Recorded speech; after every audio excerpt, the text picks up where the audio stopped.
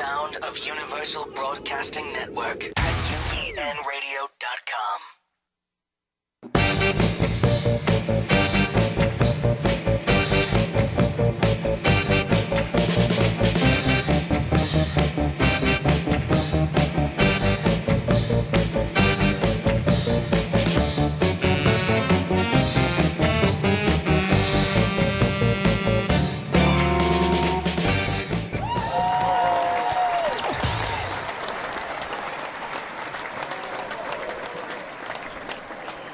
Welcome to well, that was an abrupt cutoff, Mr. Jarvis. Where's the fade on that? No fade. We need to get a fade button. Welcome to a hacked version, apparently, of Security Guy Radio. Oh, very good, yeah. With Chuck, Charlie, Charles, Harold. I'm changing my name to Charlie, by the way, Mr. Jarvis. Just so you know. So did you get it spelled right on the video there? Not yet? All right, you got to fix that. Make a new name tag. That's right. And my special guest, Scott Goldman. Welcome back, Scott. Now, Scott did a show with us about a year ago. I did. And today we're going to talk about hacking because this, to me, is the single most important issue in the cyber world. And people aren't getting it. And I don't know why they're not getting it, but they're not. So here's something happened to me today. You tell me what happened. Sure. I get a company from Canada, and they direct message me on Twitter. And by the way, I'm only half an idiot. I get this stuff, right? Just half, right? Okay. And I know what I'm doing. I know how to direct message. I know what tweeting is. I know all that stuff. I've been using it for years. The guy says, I want to send you books. You can read the book before you come on the show. I said, okay. So I go to read the book.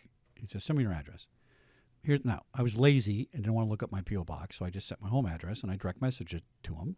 And I just looked at it before the show. You saw it, right? It says direct message, here's my address. Right. And all of a sudden I got a friend call me saying, why did you tweet your home address to like 1 million people? And I said, what are you talking about? Ouch. And I go back and there it is. It's on the Twitter feed. Right. And I go back into my apps section of Twitter, and there's an application on there I did not authorize. It's not Crowdfire, which I authorized, or Facebook, which I authorized, right? It was something else. And I can't remember the name of it. And I said, anyway, it had just been authorized, by the way, within a week. Yeah. And I thought, how did that happen? So I erased it as quickly as I could. Yeah. Not that anybody's really following my Twitter, listening to my show, so I'm not too concerned about it. And by the way, if you're a stalker, come on down, because at least I'll know somebody's watching. But it was a little disturbing, and I'm not really sure what happened. I'm thinking it was an authentication permission from something half malicious that I probably should have been more careful about, and maybe they retweeted. I don't know what happened, but I know I did not tweet my home address to anybody, right? What was that address, by the way? Yeah, that's right. So, this stuff is happening, and, the Ashley Madison thing and Target and 15 years ago, me and all my buddies at the studios are going, yep, that's going to happen, especially when you put, Rover and Fido for your password. And yeah, I mean, you used to have to build, fences around your physical facilities and put in gates and guards and so forth. You got to do that today, but in the cyber world, and you need to protect your facilities or your personal identity in the same way that you used to lock a file cabinet with a physical lock and lock the door and a bolt and so forth. You need layers of security to really do the right kind of job to protect your identity, to protect your financial well-being and so forth. Otherwise, you're leaving yourself open for attack. In your case, could have been one of a bunch of things, but the good news for you, as you and I talked about just prior to the show, the good news for you was that you had already invoked what's called two-factor authentication. Yes, I did. Yeah, which is a lot of people are familiar with it. They may not know it by name, but the functionality is pretty common. You enter a user ID and a password, and typically, in most cases, a text message gets sent to your phone, or you have to read a number off a dongle that you have from a bank or something like that, and you enter that into another field on a web page that pops up after that, and that identifies you because it associates your account with your cell phone number. And the presumption, of course, is that if you have your cell phone with you, then somebody would have to have your ID and your password and your cell phone, and then there are other layers of security beyond that. So the fact that you actually did invoke that was the smart side of it. The other side might have been, you might have just fat-fingered something. And it's possible, because things pop up so quickly and you have so many apps running at the same time, it's possible too. Right. But the fact is that stuff happens, and that's why you need to protect yourself. That's why I need it. And it is annoying. The two-step authentication is really annoying because I'm in and out of social media all day long, right? Sure. It logs in, it logs out. Oh, another text I got to open up again. But you got to do it. You just have to do it. You do. So you're the CEO of TextPower. Now, is it textpower.com? It is at textpower.com, but I'm going to put in a shameless plug here. No, right not shameless. That's what we do here, right? Yeah. We have an authentication product that eliminates user IDs and passwords, makes it very easy for people to log in and be validated, authenticated at the same time just by sending a text message from their phone. And the website to go to for that is SnapID, SNAPID.com. SnapID.com. Okay. SnapID.com. So Yep. I describe it, and tell me if I'm wrong, as a reverse of the current authentication where I receive a text from Google. It's reverse. Your phone is sending that authentication back to Google, and Google knows that's really your phone. Because when Google sends it out, they don't know whose phone it is. Yeah, they don't. They just know, have a number. That's right, and they don't know where that text message is going to end up. Right. And they don't know whether or not that phone has been stolen. And the other thing that we're finding out now is if you work your phone the same way that most people do, you've probably password protected your phone. You have a 4-digit code or something like that. 4. Or 6, 12, It's however. about 17, but go ahead. All right. Very impressive, by the way. But whatever password you might have, if you get an incoming text, most times it appears on the preview screen on your phone. You can see that text. That's a very good point. Right. The way that we do it, there is no preview because the phone must be unlocked to send the text. So ours is more secure for a lot of reasons, but that's certainly one of them. Now, here's what I'm so worried about with all this cloud stuff, all right? So back in the day, we had hierarchy storage management. That's what they used to call it. And there was the big giant room full of computers. And you sat at your desk, and it was what they called a dumb terminal. Mm-hmm. And nothing was on the computer. It was just a terminal. And you would send data over there. It was stored in a room. And then we migrated into this. Well, that was the cloud, technically, right? Well, now they call it the I'm cloud. far too young to remember that. Oh, okay. All right. Well, now they call it the cloud, but that's the same idea, right? Here's what I don't get. You made a very good point a minute ago about we got to build a fence around things. Yeah. And I was thinking about this today when I was coming to the studio. We don't view cybersecurity as we do physical security. It's viewed, looked at, discussed, vocabulary, vernacular. It's all different than physical security. And you know what? It shouldn't be. If we use the same terminology for both disciplines of security, I think we'd be better off. I believe, working with the IT people I've worked with, they kind of have an attitude of, well, I know you don't get that. Just take my word for it. Here's how we're going to make it work. Don't worry about that thing on your computer, that Trojan. We're going to fix it for you. It's way above you. It all comes down to physical security because somebody has to sit at a computer somewhere and type a button to do that kind of hacking, right? I think we'd be a lot better off if we, did something like no data is stored or saved on your computer. Now, let me run this by you. Let's say I came up to you 30 years ago and I said, Scott, I want you to write down all your information, your credit cards, your financial information, your bank account numbers, social security numbers, everything. And I want you to put it in this notebook for me, write it down, and I'm going to go pass it out at the grocery store. You'd say you're insane, but that's what you're doing now when you put it on the web. It can go anywhere. You are. That's the problem. And to your earlier point about having a solid, really complex password for your phone. That's what you're doing on your phone, too. And even though we talk about cloud storage a lot and we talk about mainframe computing, and which is essentially the same thing as cloud storage to a great extent, most people's lives today really reside on their smartphone. It's the phone. So, and what did I hear? It's the world's up to 40% of the people have a phone now. And I read an article that by 2025, some of the goals of these super, cyber companies are to have everybody on the net flying solar power gliders over regions and putting up internet connections. And everybody could be connected. All 7 billion people could be connected. That's right. And that is exactly why Facebook, Google, other large companies like that are experimenting far afield from their typical social media or search engine. They're literally putting up balloons, talking about drones, talking about gliders, solar-powered gliders that last for days and days, circling the same area. So the purpose of all of that is to get more people online. And, of course, the more people there are online, the more problems you're likely to have because everybody's data is online. So cybercrime as we know it today is really probably in its embryonic stages. That's what I think. I think you're right. I agree. Yeah. I agree. I think it is because what we're seeing now is the proliferation of smartphones, more cloud data, more interactive apps that interact with each other, kind of as the one we were talking about prior to the show, where there are hooks from one app into the other and the data gets transferred. And if you're in this one app, you can tap a button and your whole phone book shows up. Well, if somebody gets into your phone or if somebody steals your phone, unless you have it properly password protected, you're kind of in a bad place. Yeah, and phones really are the new computer. That's right. People use their phones way more than computers. Yeah, you know, I kind of have a theory about that.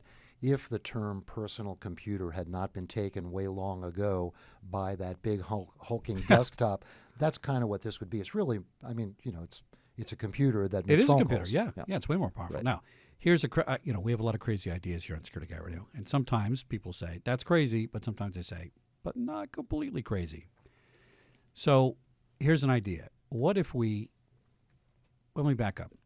All right, one reason drug dealers make a lot of money is because drugs are against the law, they're hard to get, it's supply and demand, it's all those things, right? Sure. And it's valuable because you're the only guy that can bring cocaine in here and you can take care of it. Now, one argument for drugs is if we made all the drugs legal, there wouldn't be any drugs. Maybe. There'd still be some drugs, but maybe it wouldn't be as criminalized and all the problems they have and all the crime and stuff. So what if we looked at information that way, right? If everybody knew everybody's bank account, it's worthless in a way, right? Because I got your bank account, you got my bank account, so what? It's out there. I'm not really saying we should do that, but in a way it lessens the value of it, right? I think one of the problems is if I get my identity stolen, it's a giant pain in the ass to fix it. So if we change the laws that if you got your identity stolen and immediately things were turned off and immediately things could be stopped and immediately there was people to restore you to back to where you were, it wouldn't be worth going after you. Because, you stole my $25 on my bank account. Good for you, buddy. And, and if we had a network that was more authenticated that I could find that hacker. That's right. See? In an ideal totally world, open. In an ideal world, the value of that information wouldn't be there. And, of course, one of the things that you could do would be to, it's kind of a supply and demand thing. If you eliminated people who are purchasing the information in the same way that you eliminate or try to eliminate people who are purchasing illegal drugs, right. then, that would remove the value. But that's never going to happen. We both know that that's never going to happen. And while in an ideal world that sounds great from a practical standpoint, nobody's going to be publishing their bank account numbers. But we do. See, in my brain, when I put that stuff and log into my bank account, I'm publishing it. It's encrypted, it's secret, blah, blah, blah, but it's not sitting in my file drawer. You're thinking about it differently than most people do. Most people don't look at it as publishing it. Most people look at it as, it's on my computer. It's safe. Probably okay. Yeah. It's safe, yeah. But, there is actually kind of a crossover point between our two worlds, the physical world that you are, such an expert at securing, and the cyber world that we are seeing a lot of crime appearing in. And I think it's important for people, for your listeners to understand that when you are running a business, whether it's a small beauty shop or, a printing supply store, or whatever the case may be, or a giant company, there are physical issues that you have to watch out for that lead to cyber crime. Somebody comes into your facility, if they can get in, if they see Post-it notes up on computers with passwords, if they see that the password hasn't been changed or there's a posting on the local bulletin board. Here's the Wi-Fi password. Here's the Wi-Fi password. The Wi-Fi password for you being radio, Mr. Jarvis. Exactly. Right. We better change that. Yeah, all of that. Now that I've got it, you're in big trouble. That's right. So, but the point is that the two are related. And when you are putting up fences, I think to your point earlier, which I think is really correct, but in a broader sense, you can't look at the two types of security separately anymore. It's really an integrated approach. So, I'm presuming you're going to give me half your business when this is over. Well, what's interesting about the integration part is I remember, back in the day, studios hired the ex-cop, the ex-Burbank guy, the ex-Beverly Hills guy, had a network, and that was a people network, right? Yeah. And very effective. And then they shifted to, we need more computer guys, as they brought in their IT people. Then they merged the IT people with the physical security. And some businesses now, a lot of them, bring in an IT guy as the head of all security, thinking we'll kill two birds with one stone. The problem I find is this. I've never been an IT guy, and I know a lot of them. I got people in my family. They're very smart people. They are analytical, right, which is good, but they're not intuitive, which you kind of need to solve crimes and catch people and feel you to see if you're a liar and all that kind of stuff. And I think they miss some of these components. In other words, I just put 5 layers of 128K encryption on here, and I'm safe. Firewalls, everything. Virus and I protection. know that's right. But as a cop, I know that pal, that's great. But bad guys don't care, and there's going to be a smarter bad guy than you are a smarter programmer. Mm-hmm. And the Great Wall of China is obsolete because we have spaceships and airplanes now, right?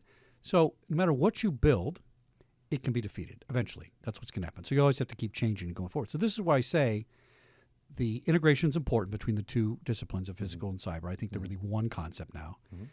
But I think the IT guys don't focus enough on the bad guy. I think they focus on the coding and the authentication and stuff, and they think, okay, I'm done. But whereas the cop guy's thinking about, you know what? If I was going to do it, how would I crack that? Yeah. So I think this is where we're vulnerable. I agree, and I think that there really needs to be what I would refer to as a blended approach. Right. It really needs to be both because, again, you could have 128 or 256-bit encryption.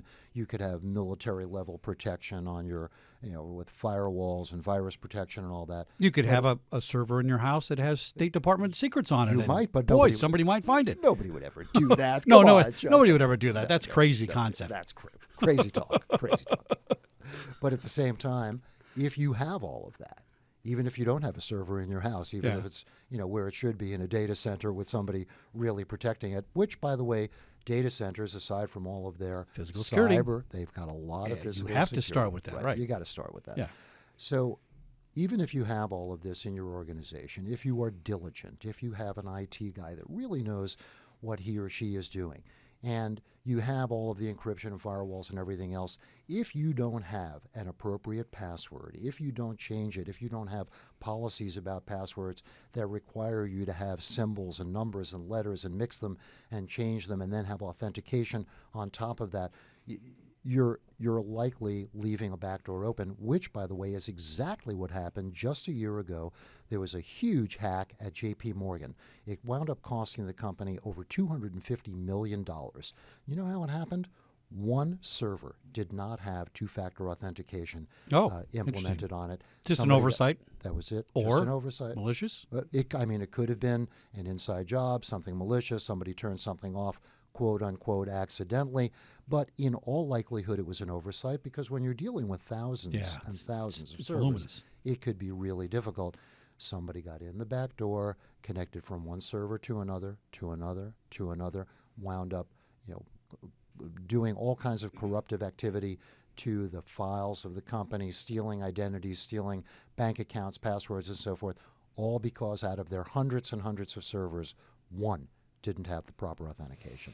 So you got to run a tight ship. Look, it's like it's diligence. It is hyper diligence. If you were running the physical security for a facility, you certainly, whether it was military or anything else, but I imagine a military facility or a prison, you would be certain to take a walk around that facility all the time, do a perimeter constantly, check. Right. Sure, you're going to be checking, are there, is somebody cutting into the chain link fence? Is there a gate that's left open? All of that. You got to do the same thing in your cyber accounts as well. You have to be diligent or you're leaving that gate open. Now, here's what I don't get. So I had my first computer, it was an 8086. Not even a 2 or 386, right? 2 floppy drives. I used DOS, I got it, right? I just got Windows 10 the other day. I don't have any freaking idea what that thing's about. I can't use the thing. I hate it. I'm going to write them a nasty email. It's like, what are you moving all the buttons for?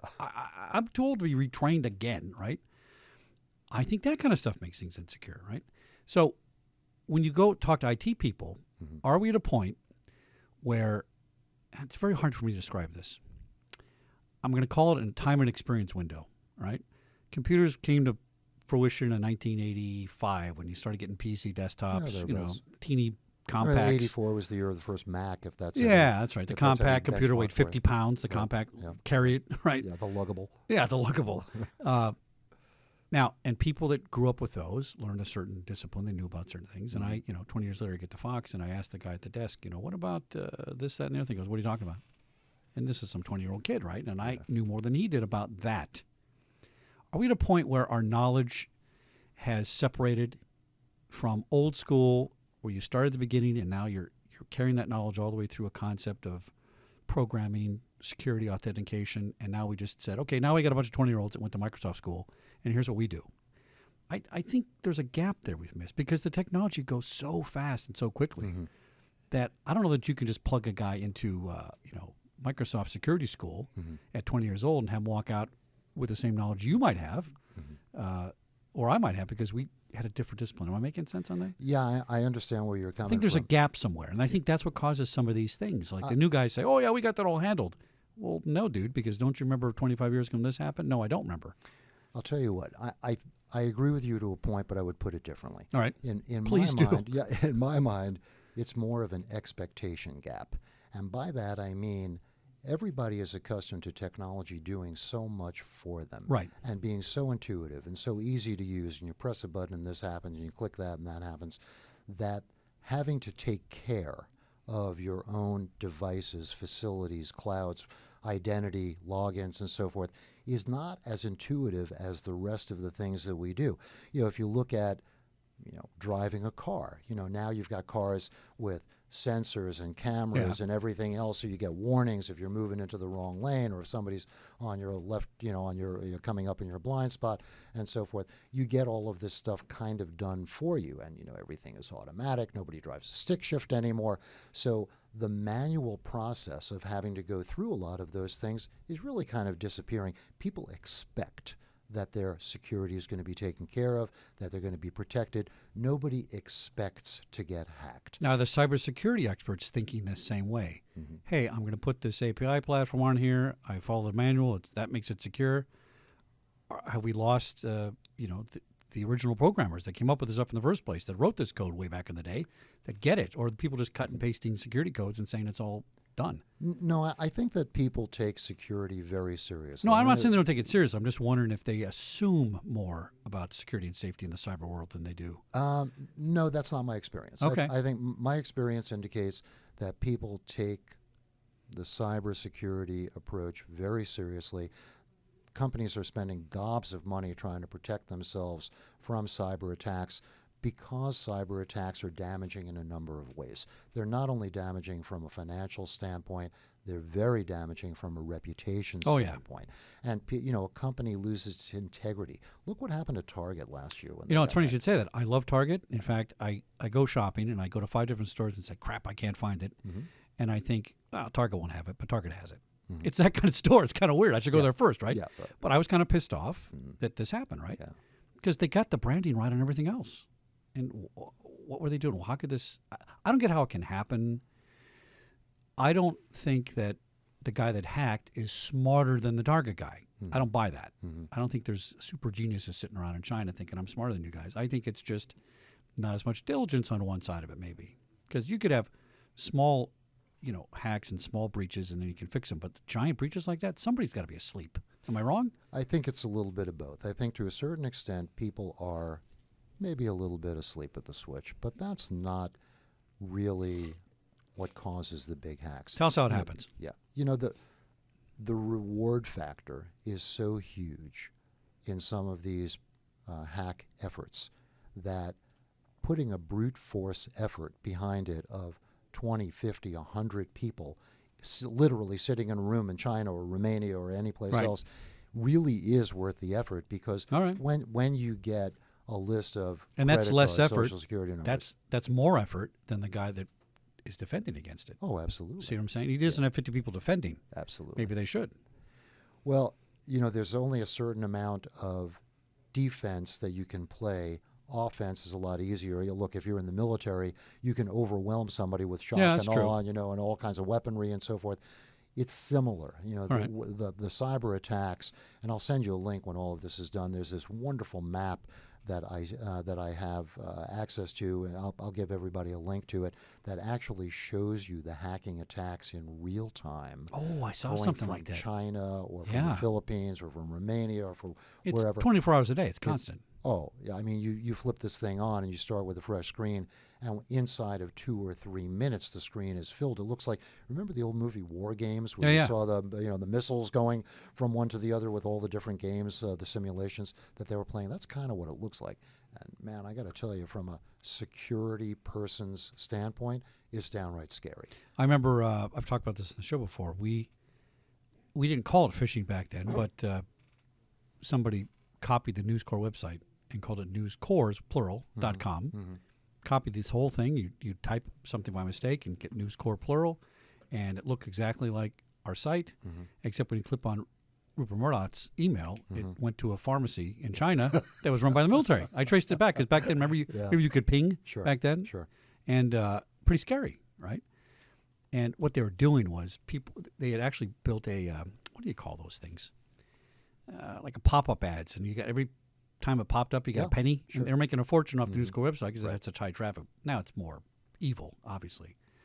So that's phishing. So go over some of the things that people have to worry about. I know being afraid of the NSA is one thing, but I'm really more afraid of Google, frankly. Google knows everything. Google knows way more than the NSA do, and I'm not kidding. I think they do. No, well, they absolutely do, and I've said that in the past. If you think that, and look, I'm a big privacy guy. I encrypt all of my information. I have a lot of stuff password protected that most people don't. I invoke two-factor authentication wherever I can, wherever it's available. But all of that said, at the same time, I shop on Amazon. I use Google, and when I look at what NSA is, what the NSA collects, which is basically, I made a phone call from my number to this other number at 11:45 this morning, and it lasted for 3 minutes. That's not what I'm worried about. I'm not worried about that at all. Because if somebody gets into my Google account or into my Amazon account where my credit cards are stored and my shopping preferences are stored, the data, the value of that data, not only the credit card and the payment data and the bank and the financial information, but the ability to extract that information and then sell it to marketers who will purchase. What do I like to buy? Where do I like to shop? What time of year do I spend the most money? Et cetera, et cetera. That data is really valuable to a lot of people. So you've got to be incredibly diligent about protecting the It's data. a lot of work. It is a lot of work. And I use Google Calendar, but it's an app. There's Google on your phone, but there's a little side app they have. It kind of makes it a nice graphic interface. It's easy to look at. I forgot what it's called. That could be. So anyway, I scheduled a dentist appointment. Put in dentist. I didn't put my dentist's name, by the way. Just put it because I know who he is, right? Going to go to the dentist at 9 o'clock. I'm not exaggerating. Within 5 minutes, I had an email for 1-800-DENTIST. Oh, I'm sure. That's no coincidence. I'm sure. Right? There's no coincidence. So this stuff is going on. They are very, very diligent on their side of that equation, right? Well, they have to be. I mean, this is the way. This is the way that they make money. Yeah. People. There's a saying in the internet security, but mostly in the internet business. If they're not selling a product, you're the product. And Google basically isn't really selling a product. They are selling advertising, and they get paid every time somebody clicks. But the reason that Google is able to offer Gmail for free and storage for 20 gigabytes of storage or 100 gigabytes of storage for nothing or for next to nothing is because they scan your emails and they know what's in your emails. That's right. And if you send an email saying, hey, honey, I need to make a dentist appointment for next week, the next time that you go to Gmail, there's going to be a contextual ad in the sidebar of your Gmail account for 1-800-DENTIST. It's kind of scary. Or for, or electric toothbrushes. It's kind of hacking in itself, isn't it? Yeah, it's nice hacking. I don't think Google would look at it that way, but right. it's kind of the benign, benevolent version of hacking your data as opposed to hacking into your data. Now, Google has a thing called the dashboard, which most people don't know about. Yeah. And you can't just find it on your menu down there. It's not a pop-up thing. You got to dig, and find it behind all your screens.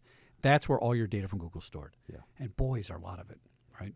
And so if I got something as easy as my login password from email, which would not be too hard for most people, the problem with Google is that one password gets into all their stuff. Oh, sure. All of your history. Everything. All of your other accounts. So you got to watch that kind of You stuff. got a calendar account, a YouTube account, whatever it is that you have once they're in. And it's the same thing as we talked about just a few minutes ago about that physical fence, the perimeter protection. It doesn't matter if you have a 50-foot high wall with 10 feet thick concrete and reinforced steel. If there's a door open somewhere, I mean, somebody's going to find it. That's right. What's the end game with these guys? What's the number one end game? It's not Bitcoin or anything like that. What are they? No. If they steal my identity, I don't have any money in my bank account. I don't have gold bullion in the safe. I'm nobody. But what are they getting out of it? They want your data, and what they want is when they steal an account, there are prices, and you can find them if you dig hard enough online, there are set prices for a name with an associated social security number, or a name with associated healthcare information, or a credit card number associated with a social security number. So if they can hack into a Target or a Sony or a Citibank and collect 10, 20, 40 million of these at the same time, and they can make $2, $3, $4. Interesting. I mean, we're talking about untaxable money here. Right, yeah. You know, it's very convertible money. It's cash. So that's the way that they get paid, or they get paid in Bitcoin, which is untraceable. It's probably the hacker's best friend. Yeah. And that is really the end game. They're looking to do that. But there is other hacking that goes on that doesn't involve financial damage, that doesn't involve trying to steal somebody's identity, and that is just plain old malicious hacking from hackers that want to put their fingerprint on something and know that they did the damage, that somebody is actually seeing that they did the work on it, and it becomes an ego a challenge. Thing. That's right. It's a big challenge. I'm smarter than you. Right. And who was the first one to get into the NSA site, or who was the first one to hack the Pentagon email account? And these people get in, they put in kind of a digital watermark showing the other hackers that they've been there first. Oh, that's interesting. Yeah, remember the World War II movies, you used to see a little thing, Kilroy was here. Yeah. It's kind of the Kilroy was here of our generation. They put a digital watermark in there so the hacker community then knows when they get there that this guy was there first. So there's a pride, there's an ego involved, there's a challenge of being the first one in. And sometimes it's done for other purposes entirely, which is for competitive intelligence or to do damage to a competitor's How much of that goes on, you think? Oh, I think it's huge. And you don't hear about you hear about military attacks, you hear about financial identity theft and things like that, but you think the corporate espionage stuff is alive and well? Well, I know it. And all right. the general rule of thumb, or kind of the running joke in the cybersecurity world, is that there are two kinds of companies in the world. The first is those that have been hacked, and the second is those that don't know that they've been hacked. Oh, that's a good point. Yeah, but pretty much everybody has been hacked. And we joked before about the server in your house and email accounts on that server and all that. And that's while that's certainly dangerous enough to be worried about. I forget which candidate, one of the Republican candidates, mentioned that the Chinese and the Russians probably know more about Hillary Clinton's email than we do. That's true. And politics aside, regardless of which side of the aisle, it's not political, right? Yeah, regardless of which side of the aisle that you fall on, that's a really worrisome fact. And I say it's a fact because I'm sure that has been hacked. Look, if the Pentagon email accounts have been hacked, if the NSA has been hacked, if Google gets hacked, and Amazon and Citibank and everybody else, you don't think that a server in somebody's house from a big political figure is going to get hacked? It's a done deal as far as I'm concerned. What are we looking at for solutions for this besides having better firewalls and better encryption and better? Has anybody thought about just a different way to do it? Well, when you say a different way to do it, so here's what I would suggest. So in financial fraud, one thing that happens is that if I'm in charge of checks and I write a check and somebody steals a check and writes a check, right? Mm-hmm. I don't know about that until it hits my bank ledger a month later, and they time it so they know when your closing statement is. And now I just took $20,000, and you go, whoa, what am I short? Oh yeah, because in the middle of my checkbook where there's 3,000 checks, somebody took a check out of the middle that I didn't know about. See, this is old school, right? Yeah. And then we went to a thing called Positive Pay, and Positive Pay said, okay, Mr. Bank, I wrote 25 checks today, and I want one to the ABC production company, one to the sound company, one to Scott Goldman, and you know what? I'm not authorizing, and you can't cash any other checks except those. And guess what? Fraud went way down, right? Because they would just say, nope, not on the list, not cashing it. Yeah. Great system. Does not guard against the person that's in charge of the checkbook. Right. Because I put my name on the Positive Pay list and say, write that check to Chuck Harrell for $25,000. Okay. And we had a woman at the studio that made off with $400,000 during, I think it was something about Mary during the production, just writing herself checks for months. That sounds like big money. It was huge. Just, 8,000 here, 8,000 there. And she approved her own check for Positive Pay. Yeah. So here's what I'm thinking. Maybe we're too fixated on this ease of use, automation, it's all being taken care of, and maybe you went to some kind of Positive Pay system, at least on the financial side of it, where my transaction for a bank stops at a certain level of information. And then I got to physically connect to that bank, or I got to physically verify something before the next upload, before they can download my bank records again or something like that. It's hard to explain my concept, but I'm just thinking we're a little too in bed with assuming that the $12 clerk at the credit union is taking care of my data, because I don't think she is. And I kind of get where you're going, but I think that this next level that you're talking about is the authentication that we're talking about now. It's a very, very small percentage of people that actually implement two-factor authentication. Really? Very small. It's very small. Okay. And there's a very small percentage of websites that use two-factor authentication or protect their logins, protect their user IDs and passwords by encrypting them. So when we talked about before about being at the embryonic point of this cybersecurity, I think we're also at the embryonic point of the cyber protection. And authentication in particular, and there are a few kind of basic fundamental things that everybody should do in terms of passwords and policies that we touched on before, but authentication is really kind of the critical component. And the example that you gave, I think, proves that point. Along the lines of the bank, you make a charge where you are, you use your mobile wallet or maybe using Apple Pay or something like that. Is there a way to identify that you're the one who made that charge? Well, you know what? You've fine-tuned my concept, because once I push the Google Pay button or PayPal, that's it. And I don't know that somebody else didn't do that. But yeah, they should put that two-layer. In other words, there should be authentication coming back to me after my transaction. So I need to log in to authenticate it's me, and then I need verification on the other side that they connected that way. Well, and one of the things that everybody talks about with authentication, the reason that two-factor authentication is called two-factor authentication is because it is something that you have and something that you know. And the thing that you know is your password. And the thing that you have that everybody carries with them all the time, before you take your keys, before you take your wallet, before you take your cash, you take your phone. Everybody's got their phone now. Everybody's got their phone with them. So the authentication model that and you know this, I mean, this is no secret, we've patented a product and we're very proud of this product. And the way that this product allows authentication is if you were to make a charge at a cash register using a mobile wallet, or in fact, if you were to go to an ATM machine and you wanted to use the ATM machine even without a card, you could walk up to the ATM machine, hit a button, it displays a random one-time password on the screen. You text that code in from your phone, and then you get entry to the PIN code on the keyboard.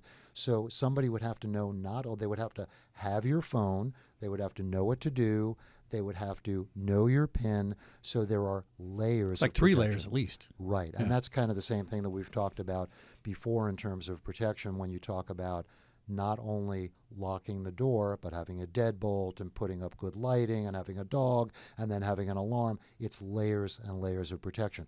So this additional authentication, whether it's two-factor authentication and whether it's from text power or not, I'm much more concerned with the general level of or lack of authentication. Let's talk about that. So does Twitter get hacked? Are there stats that say if you use two-party authentication, then you're less likely, verification that you're less likely to get hacked? You are significantly less likely. And if someone were to try to hack your Twitter account, let's assume for a moment that your account, you think that your account was hacked earlier today when you accidentally sent out your message, which it probably wasn't. It was probably just something else. Yeah, that makes sense. Glitch, probably something else. But when you have two-factor authentication invoked, what happens is Twitter knows whether or not you're tweeting from your computer, from your phone, from your tablet, because it identifies the client that's actually tweeting. But you would then have to, if you were logging into the account, if you had two-factor authentication implemented for that account, the next thing that happens in Twitter's case, we do it differently, but the next thing that happens in Twitter's case is they send a text message to your phone. And if you don't have your phone with you, you can't log in to that Twitter account. Yes, so if somebody else, I know. It pisses me off. I know. But that's the way. That's good. It's good. Look, you want that. It's the same thing as if you wanted to get into your house and you didn't have the key. That's Would right. you really want somebody else to be able true. to get in without the key? That's your key. So the phone has become your key to get into various accounts through this two-factor authentication mechanism. So most people don't use that still. Most people do not. Interesting. Yeah. Could they make it mandatory? Would that harm a business model for Google and Twitter if they said you got to use it because if you don't, we're not going to give you an account? Wouldn't that be the thing to do? It depends on the business model. For example, we have had discussions with a bank in, let's just say, a Middle Eastern country. Okay, let's just say that. All right. Let's just say or let's that. not say. We're just kidding. All right, go ahead. And this bank has said, for accounts over a certain amount of money, we are going to require them to use two-factor authentication to log into their account from a desktop computer. They're going to have a built-in NFC chip on their phone. They're going to have to own a special type of phone before they can go to a teller machine of any kind. So yes, and in fact, somebody else that I've spoken to recently who is building a website specifically for Bitcoin users, two-factor authentication is mandatory. You can't be a member of the I site would think so, yeah. without two-factor authentication because Bitcoin is the equivalent of money. If somebody logs in, steals your account, this guy does not want to be responsible very legitimately. Right. Why should he be responsible when he can put that responsibility back on the individual to say, it's your money, protect yourself? So there are business models where it will work. Whether or not it works in a business model where people are getting services for free and they log in 100 times a day to make it mandatory, that's debatable. I have 9 social media sites, I think. I think it's 9. You're busy. It takes a lot of work, right? And I'm not even that big on it. I don't do everything. But yeah, if I'm logging in and out all day, and I think 3 of my sites have that two piece, it is kind of annoying, I got to say. And, I left my phone in the office, and I'm in the front room, and I got to go back to the office and get the phone. But it works, right? Here's what I'm a little worried about. I mean, this is obviously something logical that the private sector has come up with, and it's going to work. And I'm worried the government's going to come in and say, "No, we're going to make a law about it." And then they'll cock it all up, and nothing will work as usual. Is there anything we can do to incentivize people to say, "Hey, this is a good idea. Here's why. Here's what you're going to get out of it." I don't think it's strictly educational because I don't think most people know anything about computers nowadays. I think they know less than they used to in a way. Because like you said, to your point, it's all automatic. It's all magic. Right. Especially my parents, I was like, "Oh, it's magic to me. I don't care." That's right. And they're the most vulnerable, right? Because they think they're going to get an email from Wells Fargo saying, "Hey, we want you to change your password." Yeah. "Oh, okay, I better do that. Wells Fargo said so." So I don't know. Where are we going with the government? The government looking at this stuff saying, "Hey, we got to do something about it." I mean, are they starting to look at legislation? Or I don't want it to go there, but I just see the private sector taking a long time to get on board with this stuff. The private sector is, I would say that the rate of change is accelerating. Okay. And the reason behind that is because of the number of very high-profile hacks that have occurred recently within the last year. I mean, you can rattle them off: Citibank, Sony, which was a huge one, especially, because you have protected studios in the past, but Sony and Target, eBay, all of these hacks that have happened through the course of the last year or more, they're very high profile. They damage the reputation, the integrity of the company, and companies want to protect against that. So I think that we have elevated the level of concern that a lot of these companies Yeah, I guess have. if Sony gets hacked, people are saying, "Wait a minute, if they're going to hack Sony, my little computer here is a piece of cake, or my phone's a piece of cake." But, but a lot of it, I do think that a lot of it is education, and some of it is going to be kind of user behavior. I would equate it to the change in mindset about seatbelts. There was a time when everybody said, who needs a seatbelt? I don't need one. I got a big car. Eventually, there were laws. There was legislation. Now, I don't need a law to tell me that I need to wear a seatbelt in the same way that I don't need a law. Yeah, you could get rid of that law and people would still wear the seatbelt. They just would. Right. Yeah. So let's talk about ways to get hacked. So talk about spear phishing as opposed to phishing. Yeah. Spear phishing just sounds a little more dangerous than phishing. Yeah, it is a little bit more dangerous, but they're both conceptually the same thing. Right. And you and I, we kind of cheated a little bit. We had a little bit of this conversation before the show started. But phishing in general, which I think is much more prevalent really than spear phishing. Spear phishing is just a more precise version of phishing, if you will. And by the way, for people in the radio audience, we're talking about phishing, P-H-I-S-H-I-N-G, as in fish, P-H, not fish, right. F-I-S-H. We're talking about phishing because this is a way for people to send out millions of emails at one time, and you would be absolutely stunned at how realistic these emails look. They're getting very good. They are very good. I mean, these are almost the equivalent of of artistic forgers. They used to spell Citibank wrong back in the day, right? Yeah, And right. now they look authentic. You used to see it. It would have bad grammar. Yeah. There would be spelling errors and so forth. But now, if you know anything, my wife is a real student of art history, and she has followed a lot of World War II art thefts and so forth during the Nazi era. And in looking at a lot of this, we've seen movies and read books about forgeries and so forth.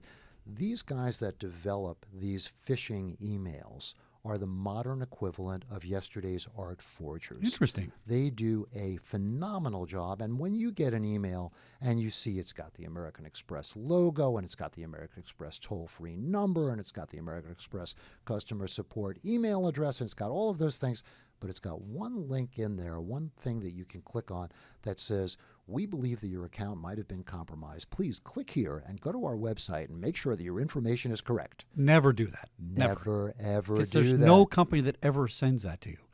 The rule I at least used to tell people is if they're trying to sell you something, it's probably authentic. If they want you to buy something, that's probably good. But if they're asking you to do something else, it's probably not. That's not their business. Their business model is to sell you something. I think that that's true. Yeah. And so there are a couple of clues All right. that you can use to determine whether or not an email is a legitimate email or a phishing email. The first one is, does the email come addressed to your name? Does it have your name, Dear Chuck Harold, Dear Scott Goldman, or does it just say, Dear Valued Customer, which should be a tip-off right away? But that's one indication. Another indication is on virtually any computer, including your cell phone and your tablet, when there's a link, there's a way to see where that link is going. Yep. So if you are a Citibank customer and you've got an email that looks for all the world like a Citibank representative has sent it to you, you can hover your mouse over that link that says click here, and the real URL will appear in a little bubble. That's pretty hard to fake, right? When you mouse over, it's hard to fake that pop-up Well, that's address. impossible to fake because that's where it's actually going. Possible now. Yeah. Somebody will figure it out eventually. But that's where it's actually going. So if you're careful and you look at that pop-up that shows the URL, or if you're on a mobile device and you tap and hold on it, you'll see a little box that pops up and says, open in a new tab or open now, and it'll show you the actual URL. And if it says something like, China.com instead of Citibank.com, you know that you're in the wrong place. You know that it's a fake email. My advice would be, it's binary. Don't do it. And in lieu of doing that, if you get an email from Citibank, go to the URL on the back of your credit card, call the 800 number on the back of your credit card. Go to the type physical it in. world. Yeah, do that, or select the bookmark that you have in your browser for Citibank that you know is secure because you typed it in there yourself and then you bookmarked it. Those things are secure. Doing it the other way, clicking on a link in an email, is not secure, and it's kind of opens the door to a lot of things, not just entering bad information. But one of the things that we have seen happen is if somebody clicks on an email in a link that's really a phishing email, it can then download a virus right to that guy's computer. And once the virus is there, it travels through the network. It opens every door. Right.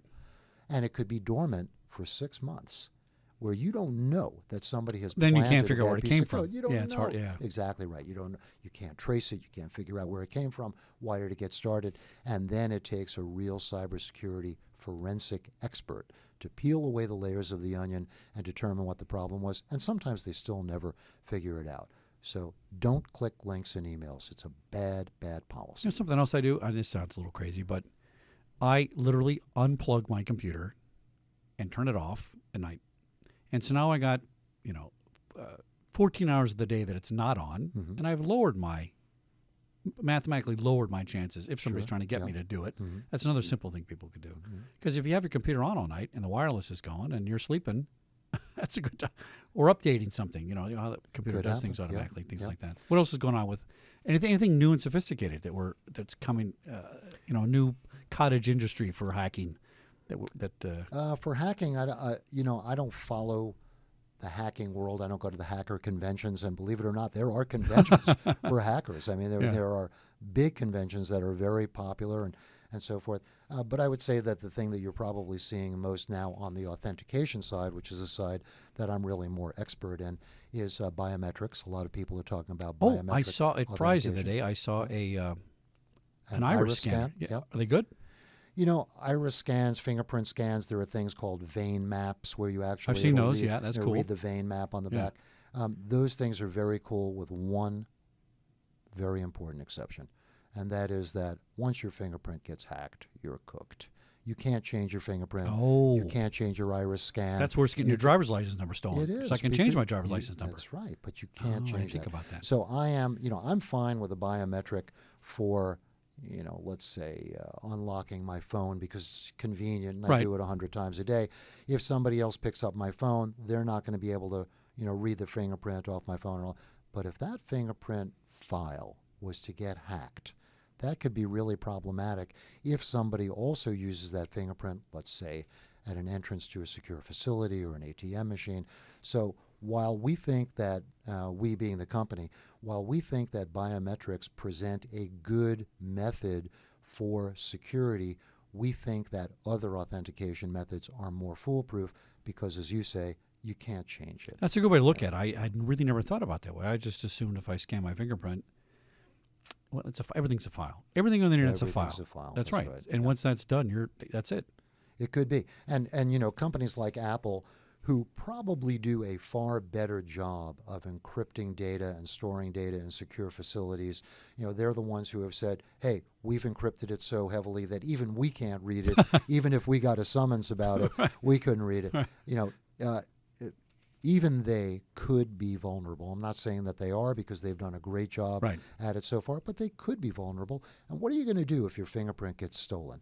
If then somebody is applying for, let's say, a real estate license where you have to be bonded, and in order to get bonded, you have to have your fingerprints, and they're in cahoots with somebody at the real estate office and so forth. The next thing you know, somebody's got a real estate license with your fingerprints. Oh, And, yeah, that's right. So That's there problematic. are real problems with that. And there have been instances of biometrics getting hacked. So I am somewhat leery of those for a broad use, but I would say as another layer of protection, as we talked about before. If you have a big gate with a big padlock and a fence and biometric protection and a security card to get in and so forth, then you're fine. But if that is your sole perimeter protection before somebody gets inside your life, I'd say you're asking for trouble. So let's say I'm a novice. I can barely log in. Give me some good advice for people that are they barely get by on the computer every day, but they got to use it. Yeah. Give us some concepts that they can think about to make themselves safer. Yeah, I think the first concept is, look, I'd be remiss if I didn't talk to people about passwords, because every cyber attack, every identity theft eventually comes down to somebody. It does, getting right? the back door. Eventually, yeah. yeah. I mean, eventually it comes down Yeah. to some kind of a password intrusion or a hack. So, you know what the most popular password in the United States is? It was password, wasn't it? It used to be. Actually, that's number 3 this Okay, year. all right. It slipped. The most popular password is 1, 2, 3, 4, 5. Oh, still? And guess what number 2 is? 4, 5, 6, 7, 8. No, Oh. 1, 2, 3, 4, 5, 6 Oh. is the number 2 most popular Unbelievable. password. So, people are not using complex passwords. And what people need to understand is that when a hacker tries to do what's called in the industry a brute force attack, that means that they have not only the Oxford English Dictionary, but they've got medical dictionaries, sports dictionaries, every sports team, everything that you can think of loaded into their system. And when they start trying to do a brute force attack to figure out what your password is, they can do billions of calculations per second. Oh, I was going to ask you the rate. Is it really billions per It second is, now? yeah. And wow. that's from a desktop PC. We're not talking about Really? Yeah, I mean we're not. Oh, I didn't know it talking was that about sophisticated supercomputer. now. It's incredibly sophisticated. So Yeah, you 1, have 2, to 3, have- 4, 5. It's like 30 seconds. You're done. Right. So my advice is, it's pretty standard advice, but it's standard because it works. And what you need to do is you need to have at least one capital letter, at least one lowercase letter, at least one number, and at least one symbol. And if you can have more than one of each of those, and the more important thing is to make it long. If it's really short, if it's $1, capital L, lowercase g, Right.